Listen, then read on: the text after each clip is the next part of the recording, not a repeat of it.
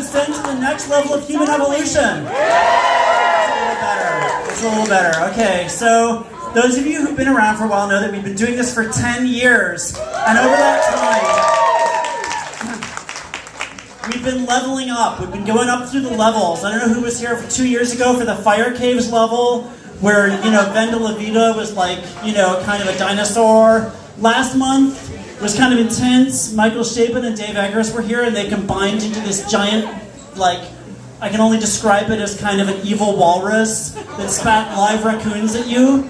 And, a lot of audience members did not make it, and we mourn their loss. But the good news is we broke the combined Michael Chabon and Dave Eggers giant walrus open, and coins came spilling out.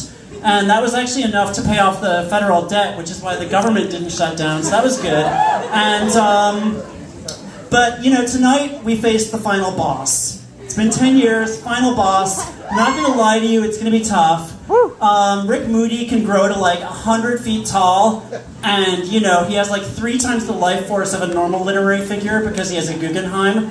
None of your cheat codes work on Maxine Kingston. None. She's and she gets plus 10 for water-based attacks because she has a National Book Award. And, she's fucking razor sharp, I'm telling you. A lot of us are not going to make it, but we're going to... Those of us who do make it will ascend to the next level of human evolution. Woo! And that's what it's all been about. Yeah, and because you'll be broken in enough places that you'll be able to fold into a new shape, which we call the megahedron, which mathematics has not yet conceptualized. And when that happens, you will be able to unlock secret Facebook, which is the one with all the real people on it, as opposed to all the decoys who are on regular Facebook. Because as you know, Facebook is actually, created by the sort of secret dogma cabal that's been responsible for the last 4 or 5 shitty apocalypses. Who even remembers the last apocalypse, by the way? None of you. The one with the lame social networking zombies with the teeth made out of hashtags who went around trying to give you free coupons. Fuck that.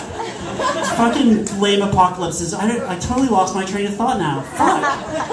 Oh yeah, next phase of human evolution. So the first thing we got to do though is power up. And so everybody get ready to power up, right? Okay, none of you are even getting ready. Fuck, you guys are you're totally hosed. First thing you got to do is you've got to be able to visualize the cactus, right? And the cactus that you're going to jump onto, and it looks sharp and it looks like you're going to impale yourself on these horrible glowy spikes. The cactus represents your delusion that you have a body. Your body is an illusion created by Facebook, okay? And once you jump on the cactus, you will be able to power up. And so basically, those of you who cannot visualize the cactus, just leave now, because I don't want to be responsible for your deaths. Rick Moody will just tear you to shreds, man.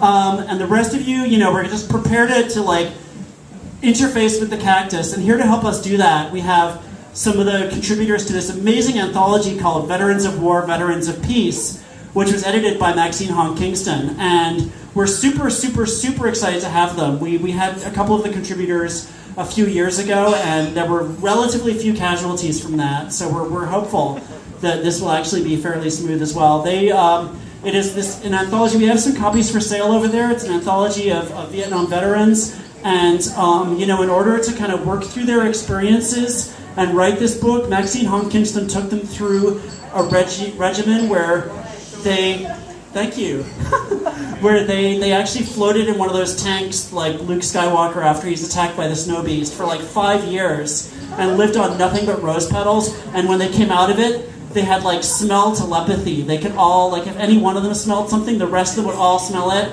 And they had a preternatural ability to visualize and to kind of conceptualize their experiences. And they went around the country talking about their experiences as veterans, and people would try to get them to sanitize or glamorize, and they would just sort of glow with this purple light of realness, man. And that was around the time that the Veterans Administration was trying to turn all the VA hospitals into veterans theme parks, where there'd be the It's a Post-War World After All ride, and cartoon characters symbolizing PTSD and stuff. And you know, this was like a serious battle. People thought that that was going to be the way we were going to go, and like in order to get veterans health care, you were going to have to be like, you know, part of these theme parks and possibly like help to keep the little trains and boats going and things. And the veterans of war, veterans of peace, people stood up and put a stop to it.